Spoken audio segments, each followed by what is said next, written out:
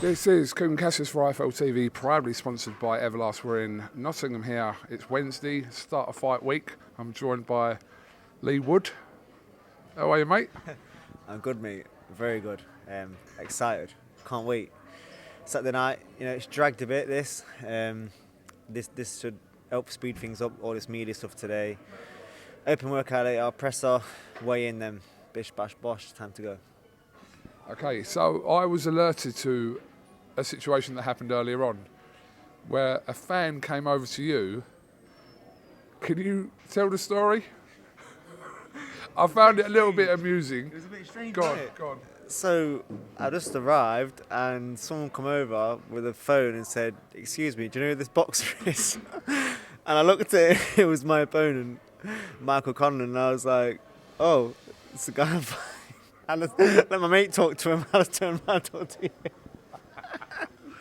Bit strange, wasn't it? Bit strange. People are peculiar, aren't they? Yeah, but I will argue, I don't know who this person was, but I will say, though, if they're kind of not aware, they're aware there's an event going on, they're aware that boxing is going on, but they don't really know the fighters, that probably is a situation that happened. I was polite, and I said, "Oh, that's my opponent," and then let my mate talk to him.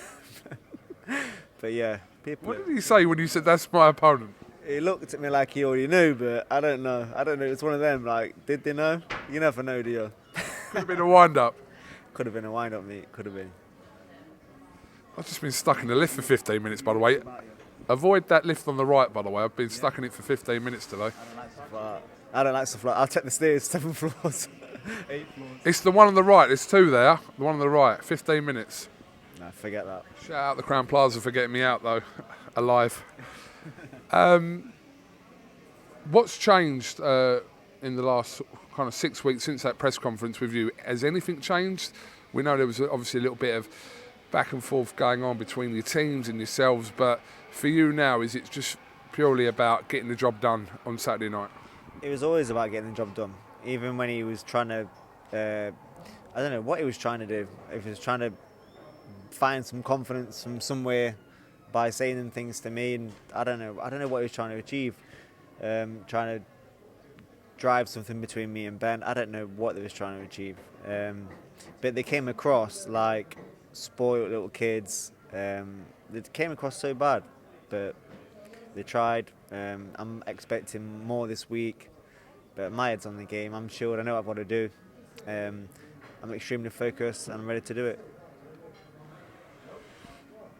I talked about interviewing Michael Conlan earlier, and I asked him about kind of he's been professional for 5 years now, and should he have had this kind of fight with a Leigh Wood previous in his career. But how do you assess kind of how his career's been manoeuvred over that 18 odd fights or 17 odd fights in that 5-year gap? How do you see his career has gone? I believe that he's been looked after quite well. He's been managed very well. But at the same time, it's a big jump from around British title level, which is an absolute wolf pit, by the way. And if you've not done that on your way up to a world title, it's quite concerning. Obviously, my jump went from British to world, but I won my British title by emphatic knockout, as Carl would say. I'd use his word because I'm in Nottingham. Yeah, so it wasn't like I scraped through and won on points, and it was quite convincing.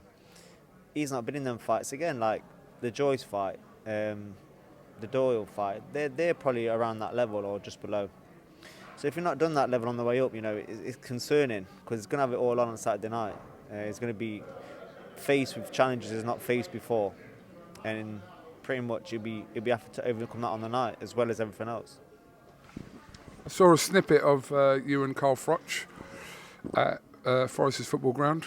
Froch last fought here 10 years ago against Youssef Mack, actually. I think it was his first defence after the Boutte win. He was kind of talking to you in like the Froch way we know, not trying to make you nervous, but blah, blah, blah, blah. But yeah, by making you nervous. But what was he saying to you kind of off camera regarding this very important night for you in Nottingham on Saturday? Pretty much what you heard on camera. It's a big night. and no room for error, no mistakes, which I know anyway. Carl, as I said before, Carl used to get quite nervous before fights. Everybody gets the nerves which sharpen them up, but Carl used to get really nervous. He actually used to get G'd up by his team quite a lot. So but I'm not really like that. So he did say to me, you know, the nerves, your friend and all that. And I was like, I'm not that bad, to be honest, Carl. You know, actually, from a young age of about 10 or so, I used to just love anything with adrenaline, anything that makes you, as Mum would say, anything that threatens your life makes me feel alive. So, you know, motocross bikes, quad biking, climbing trees, jumping off rocks, anything that was like that, I just buzz off it, do you know what I mean? And that's probably why I fell in love with boxing. That's one of my passion is, because them feelings you get before, during and after, it makes me. I love it. But don't get me wrong, you get the nerves like before you take an exam where you just want to do well, but that's what gets you ready.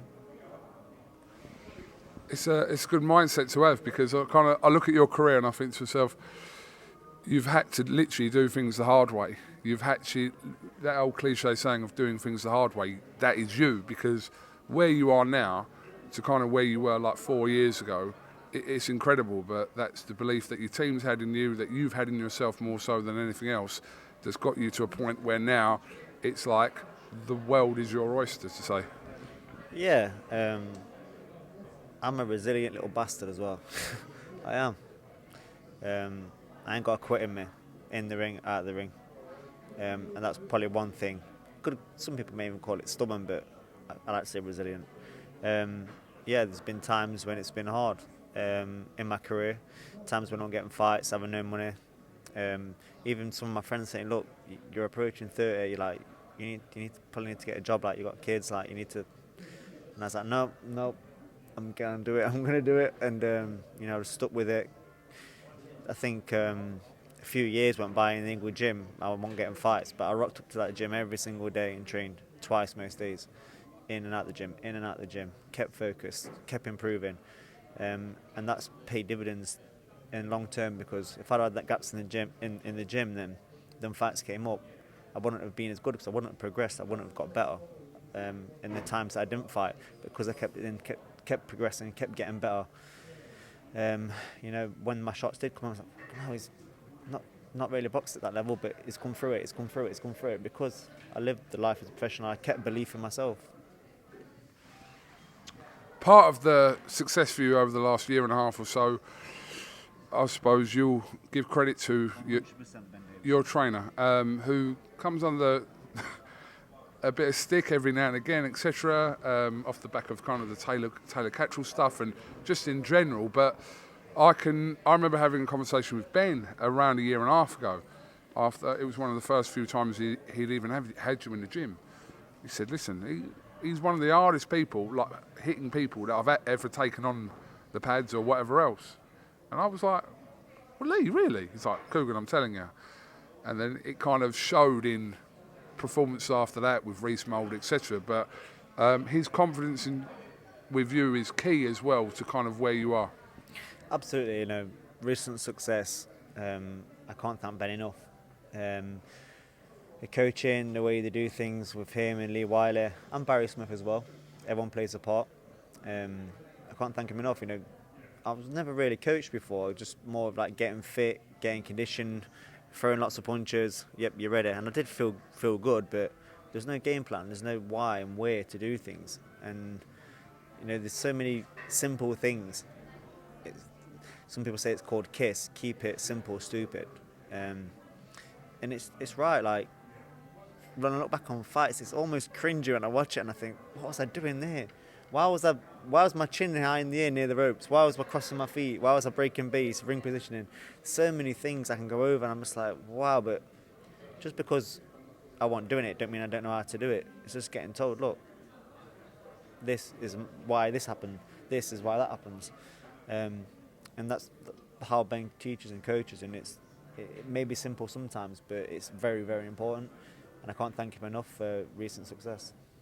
Two people you mentioned there that kind of go a little bit under the limelight in Barry Smith and Leigh Wiley. And Leigh Wiley's a brilliant boxing person. Barry Smith has been around the game for so long these guys don't always kind of get the plaudits and the credit for, with Ben being a little bit more in the limelight, but their work is very, very kind of influential to what Ben does as well as what you do. Yeah, I think they got the Unsung Hero Awards like with MTK, and that Barry is such a character. He's a good tough fight week because just a barrel of laughs. He's so funny. Get him on. A bit loud. He thinks CMOS is the saviour to every disease in the world. He don't think peanut butter's got calories in. He thinks I've got a peanut butter or skinny food that's got no calories in. Honestly, Barry's a barrel of laughs. And Leigh Wiley, the brains behind the operation, you know, he can break down fights, and you know, it's such a credit to have.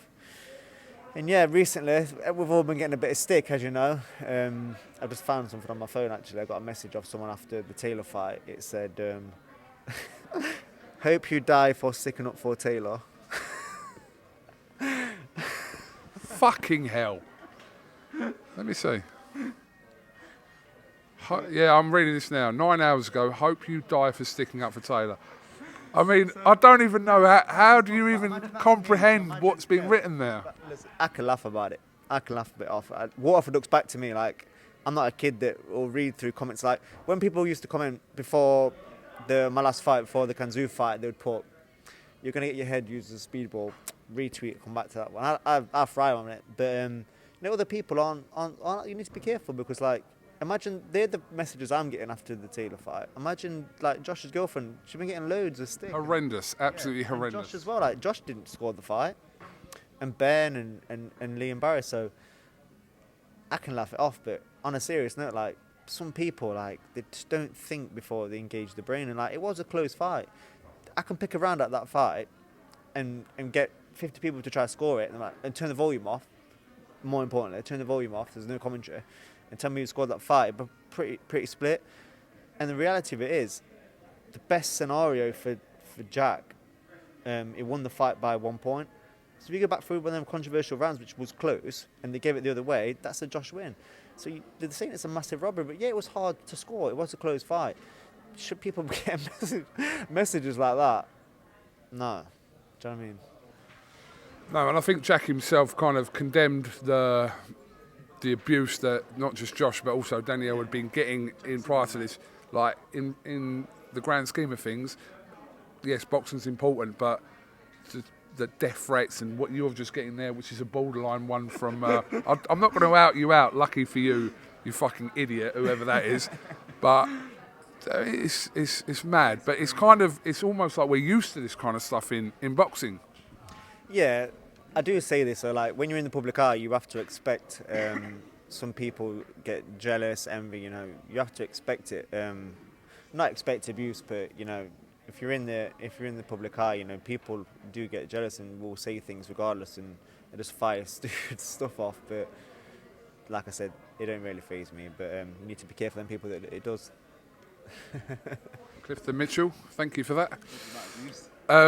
You're just under constant bombardment of it. Not really, to be fair, I don't know if I just like become a little bit more thick-skinned to it, but I just can't. I get stick off the back of people I'm interviewing. That's like, unless someone's got a personal dislike towards me, shout you out, all you guys. But very rarely I'll bite on it. I remember biting on one of your posts recently, but yeah, I've got to have had a bad day for that one. Anyway, enough attention to them. Saturday night. What goes on? I'm going to get the win regardless, but I really do think it's going to get hard for me there at times, and I could get him out towards the tail end of the fight. But we'll see. I'm ready to get the job done either way it comes. I'm going to ask your permission before I do this. So I interviewed Mick Conlan earlier on. Can I play a snippet of our interview? Is that all right? Yeah. Okay. If you say no, I won't. No, play it. Get it done. Sit down. Hello. Goodbye. Irish comment. All that shit. Yeah, no problem. But at the end of the day, we're fighting. And we're fighting on Saturday night. And I'm going to rip your fucking head off. Can I ask you to respond to that? I don't think he knows who he is, you know. Especially why he's in, like, whilst he's not in Ireland. You notice when he came to Nottingham, 1 minute he was swearing, then he was being nice, and he just didn't know what to do. He was all over the shop. when I went to Ireland, everyone's clapping when he talks. He was very comfortable. But on Saturday night, he's in Nottingham, and he's going to know he's in Nottingham. And I'm expecting more of this unpredictable Mick. And, you know, he can say what he wants. He's not boxing anyone like me. And I hope he does come to rip my head off. It's going to make my life, my night a lot easier. Final question. Obviously, there was a talk of where this fight will take place. It is in Nottingham on Saturday, but how much of that is a benefit to you? There is the old cliche of a ring's a ring, doesn't matter where it is in the world, two men fighting or two women fighting, etc.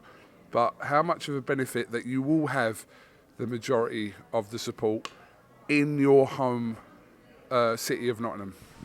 Massive. It's going to be massive, and it's going to pick me up. It's going to give me them extra gears if needed. But yeah, like, why should it be in Ireland? Why should it be in Madison Square Garden?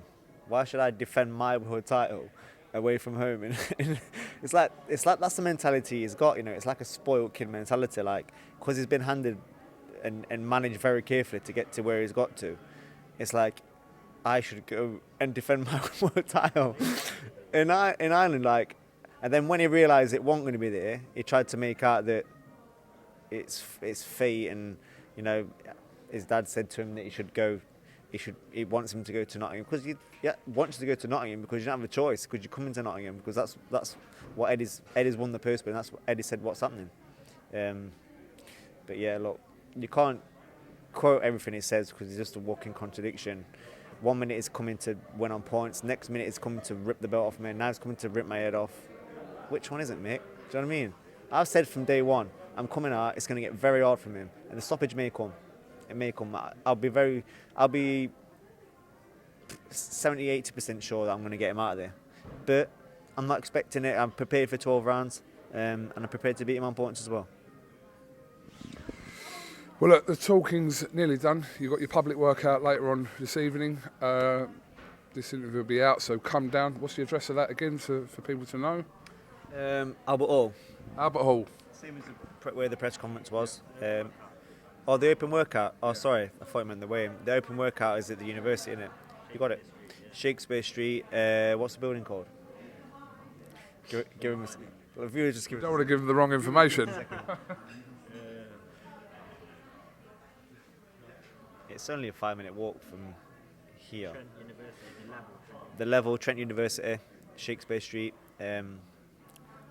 Come and turn up. Watch me do a bit of skipping, hit some pads, have a shake out, and make some noise. And then the press conference tomorrow, Wayne's Friday, as you said, at Albert Hall, and then Saturday night, everything's done. I'm expecting a few more to turn out for the weigh-in. So if you can make the weigh-in, Albert Hall, Nottingham City Centre, come down, make some noise, let him know where he is, because he seems to forget. Come and remind him, and then Saturday night, time to get the job done. Leigh Wood, appreciate your time as always. Best of luck on Saturday night, and it's going to be a very, very interesting week here in Nottingham. So, yeah, let's go, champ. Let's go.